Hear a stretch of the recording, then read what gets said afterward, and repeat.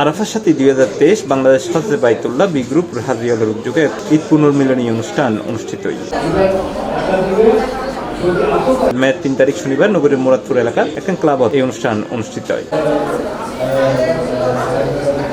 2023 সালত একসাথে হজ পালন করা এই দলগো তারা সৌহার্দ্য ও একাত্মতার স্মৃতিচারণ করি এই পুনর্মিলন মিলিত হয়। এই সমস্ত তারা হয় বাংলাদেশের প্রখ্যাত স্বনামধন্য হাজির সেবাদানকারী প্রতিষ্ঠান বাংলাদেশ হজে বাইতুল্লাহর 2023 সালত হজে বাইতুল্লাহর সাথে হজ গজ্জি এখন আরাফা সাথী 2023 নামক ফোরাম গঠন গজ্জি বিভিন্ন অকেশনে একত্রিত হই ইফতার পার্টি পুনর্মিলনী। তো এখন 2025 সালের ঈদ পুনর্মিলনী একত্রিত হই সবার সাথে একসাথে ওইলি হজর স্মৃতি ব্যক্তি নারা রোমন্থন করি, খুবই ভালো লাগে।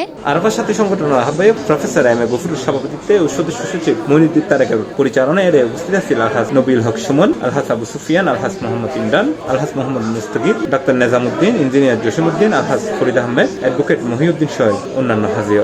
খুব মজা, এত মজা তো ভাষায় প্রকাশ করা না যায়। 2023 সালের মধ্যে আমরা বেগুন এক হোটেলত আসছিলাম হজ বাইতুল্লাহর আন্ডারে গেলাম তো তত্ত্বাবধানে আর একসাথে নজ ফিরতাম যেতাম, একসাথে হাইতাম, একসাথে চলতাম ফিরতাম। তারপরে মিনা মুজদালিফা বিশেষ করে তারিখ তারাল্লাহ কতরে প্যাডত মধ্যে শুয়ে আসছিলাম এই যে মুজদালিফার মধ্যে ইন ভাষায় প্রকাশ করা যাবে এই আনন্দ।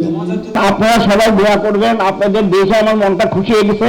আমি যেন আল্লাহ যতদিন হায়াত রাখে একটু সুস্থ সবল ভাবে আমি যেন চলাফেরা করতে পারি, আমি যেন মসজিদে যাই 5 ওয়াক্ত নামাজ আমি যেন আদায় করতে পারি। আপনারা আমার জন্য দোয়া করবেন।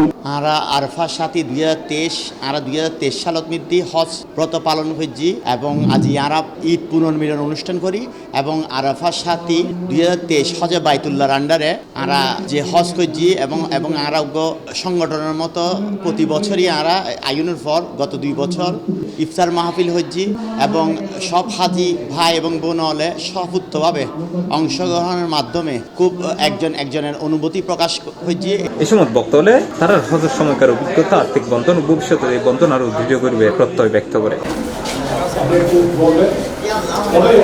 C+ TV Chittagong.